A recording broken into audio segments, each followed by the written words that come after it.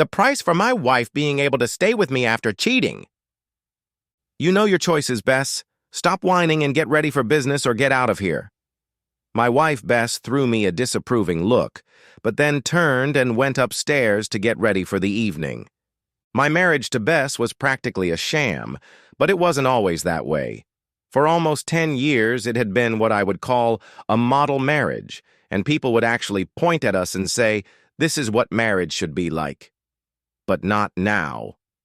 6 months ago, our wheels fell off and the marriage fell apart. Bess and I are still together because Bess won't give up trying to get me back. I don't think it's possible, but if she wants to try, I'll let her.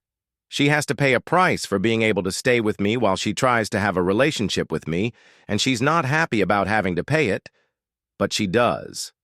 It all started when Bess and my brother's wife Anne went to my cousin Myra's bachelorette party. Bess likes to sip drinks, so I expected her to come home a wreck, but I wasn't worried because Anne doesn't drink and would act as the designated driver. I also expected her to come home late, so I didn't wait for her. Waking up at 4 in the morning from needing to go to the bathroom, I noticed that Bess wasn't next to me in bed. I took a bath, then checked the living room couch, and then the rest of the house, but Bess wasn't there. I wasn't too worried because I knew she was with Anne. I got up at my usual time, 7 o'clock, but Bess still wasn't there. I made coffee, showered, got dressed, and called my brother's house at 8 o'clock. He answered. I asked if Anne was there. He said she was, and I asked if she could come to the phone. There was a long pause, and I heard Anne say, "I don't want to talk to him." And then my brother said, "You have to talk to him. It's not your fault, and he'll understand that." When Anne came to the phone, I told her that Bess wasn't home. "She was traveling with you, Anne. What's going on?" Anne hesitated and finally said, "I don't know what to tell you, Fred." "Well, at least tell me if I should call the police." "I don't know, Fred. I don't think so, but I really don't know." "What's going on, Anne? What aren't you telling me?" She hesitated on the other end of the line, and I said, "Tell me now on the phone, Anne, or I'll come over to your place, sit on the couch, and stare at you until you tell me in person." There was silence for a few seconds, and then the story flowed out of her. The girls were having a good time, and Bess was drinking as usual. One of the girls had hired entertainment in the form of 3, not 1, but 3, male dancers. And when the 3 of them performed their numbers, things got pretty raunchy. The dancers were invited to stay and have fun, which they did. There were a few unmarried girls there, and they were basically hitting on them, and a couple of married women thought it was unfair and started a friendly competition. Bess wasn't in this competition, but Bess was very attractive looking, so although she showed no interest in the men, they showed interest in her. Anne noticed the 3 men feeding Bess drinks, and she thought it was funny. They thought they were going to steal Bess away. They didn't know that I was looking out for her, and that I was the one she was going to leave with. When Anne decided it was time to leave, she decided that before she got in her car and drove home, she needed to visit the restroom first. She was third in line for the restroom, and when she was done, she went looking for Bess. Not finding her, she asked if anyone had seen her, and one of the girls said that she thought Bess had gone outside for some fresh air. Anne went outside just in time to see the Tritanzers putting Bess in the car. Anne ran into the house to get her purse and car keys, went back outside, got in the car, and tried to follow them. But she gaped at a stoplight and lost sight of them. "Are you saying that somewhere 3 guys captured Bess?" Anne was quiet for a couple seconds, then answered yes. "And you don't think I should call the police?" "I didn't say that, Fred. I said I didn't know, but I don't think so." "What makes you think that?" "Because, Fred, everyone saw Bess leave with them. If something bad had happened to Bess, all they would have had to do was tell the cops what agency they worked for, and the cops would have gotten them in a heartbeat. And these guys know that. No, we both know what happened to Fred, and there's nothing the cops can do unless Bess cries for use. No matter how drunk she is, the use charge won't fly. All the 3 guys will have to do is say that Bess consented. and Bess honestly won't be able to remember if she consented or not. She would call Fred. She would just have to wait for that. She didn't know what Fred was doing. Whatever happened, she didn't know, and she had no control over the situation. I'm sorry, Fred. I really am. I really am. But it's not my fault. And it's not hers either. As I hung up the phone, all I could think about was what those three had done or were doing to Bess. They had her all night, and as far as I knew, they still had her. 3 guys had had sex with my wife all night, maybe all day. The more I thought about it, the angrier I got, so I called Ann again and asked who hired the dancers. She gave me a name, and I called Shirley and found out who she hired them from. I then called the fantasy agency and asked to speak to the owner. He wasn't available, so I was put through to the day manager. I told him I needed the names and addresses of the 3 men who had worked at Myra's party, but he refused to give them to me.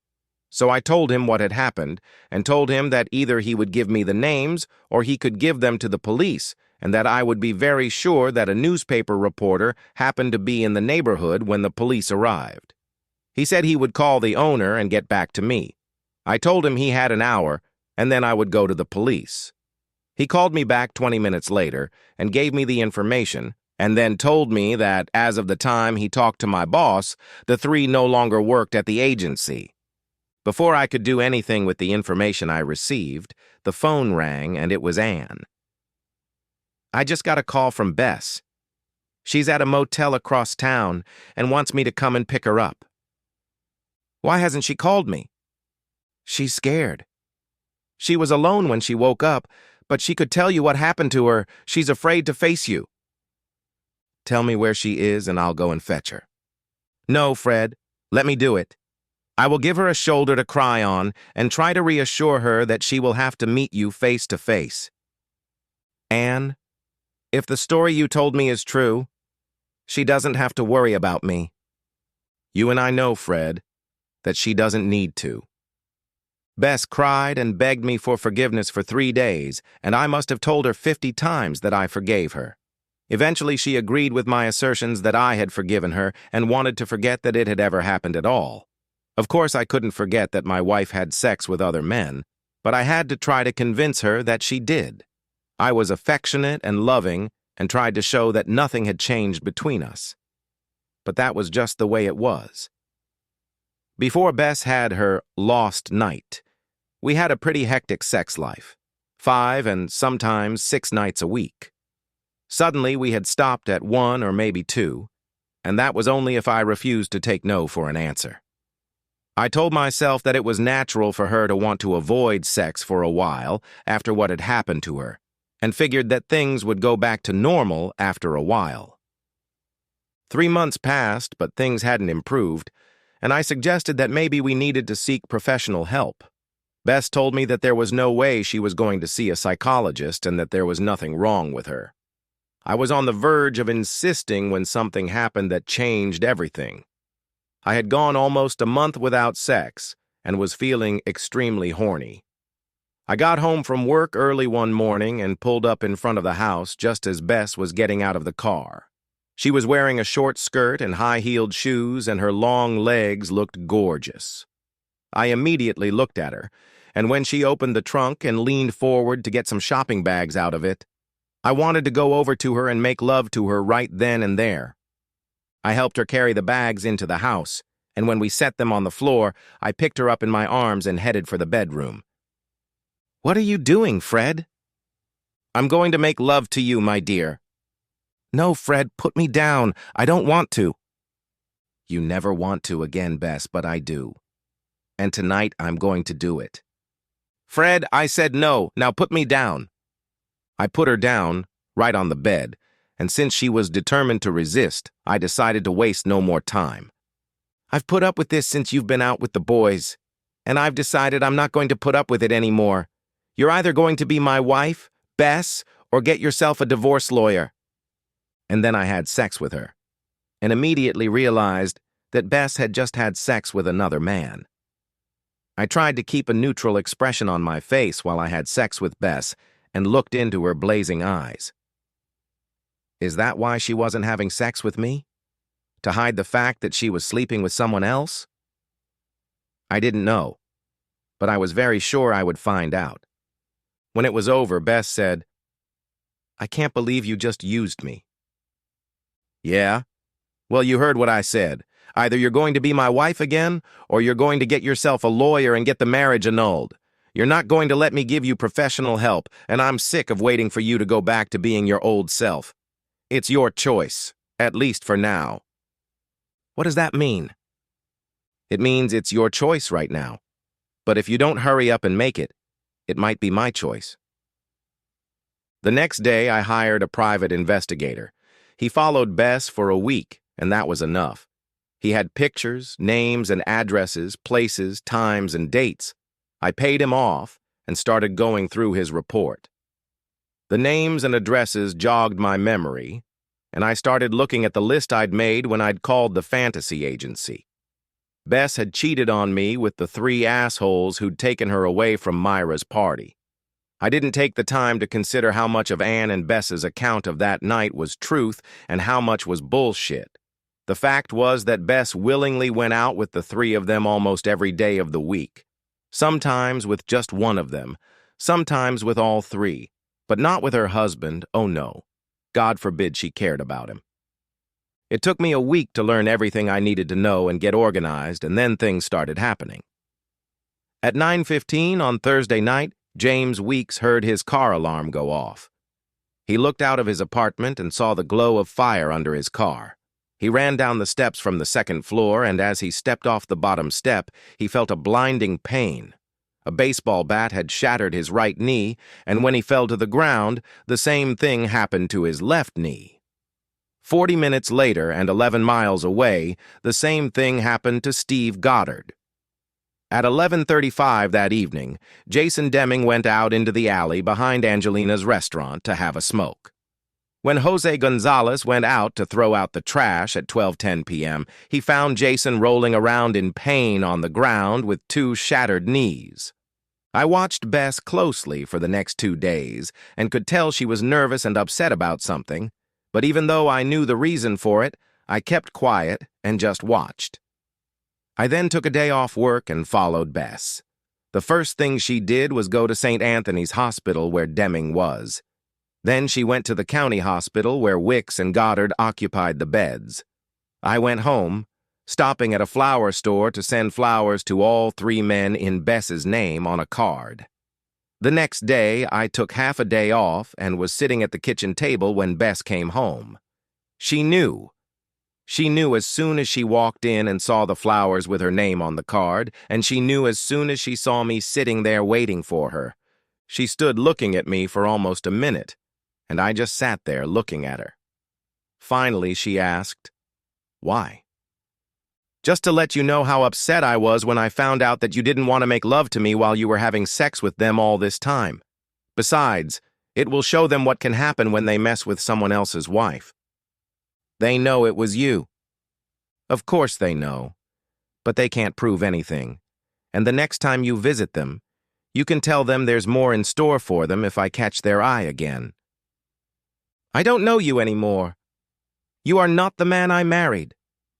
And you, my dear, are not the woman I married. That woman was not a traitor. But you are a cheater, Bess, and I figured that since I was married to a cheater, I might as well make some good out of it." "What do you mean?"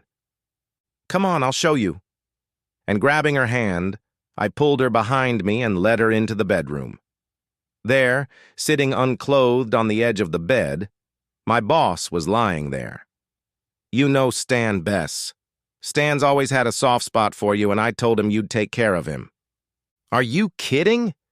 "Not a bit, my little cheater. I told Stan that he could do whatever he wanted to you and as much as he wanted. You don't have to do that, of course, but if you don't want to, you have to get out of this house within 5 minutes of saying no. The only thing you'll take with you is a copy of the report and the photos I got from the detective who was following you. Have fun with the 2 of you." And I turned and went downstairs. It was 6 in the morning when Stan came downstairs. I told him I'd see him at the office and went up to the bedroom myself. Bess was still lying on the bed looking at me. I suppose it's your turn now? No thanks. I don't have sex with cheating women. That's not fair, Fred. You have no idea what I've been through. And whose fault is that? I forgave you and tried to forget.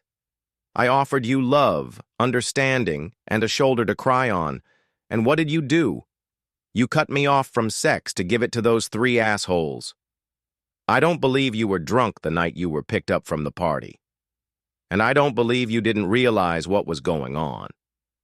All I know is that you are a cheater, and that from now on, as long as you live under my roof, you will have sex with anyone I tell you to. You will take care of Stan and any of my clients I want to take special care of. I'll make sure you have lots of boyfriends, Bess. I'll make sure you don't miss those 3 assholes. And I did.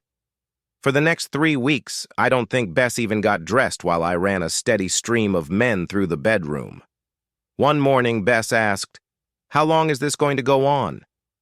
"Until you get tired of it and leave." "Are you saying there's no chance of a relationship?" "I don't see how, Bess. Honesty from the beginning might have helped. I could probably get over it if you came home and told me something like that after having sex with several men you found that you liked it. That I wasn't enough for you anymore and you needed something on the side to supplement what you were getting from me. But that's not what happened, is it? You stopped being a wife to me and became a cheating wife to them." "Fred, I love you. I'm sorry for what happened, and I'm sorry for what I did to you. I'm confused, I messed up, and I'm not thinking straight. Give me a chance, Fred, and I'll prove it to you." "You can try, Bess. I don't think it will work, but as long as you live in this house, you can try." That was 6 months ago, and Bess keeps trying. She hasn't had any success yet, but she's trying, and as long as she has sex with the men I bring home, she can keep trying. The end! Subscribe to my channel. Thank you.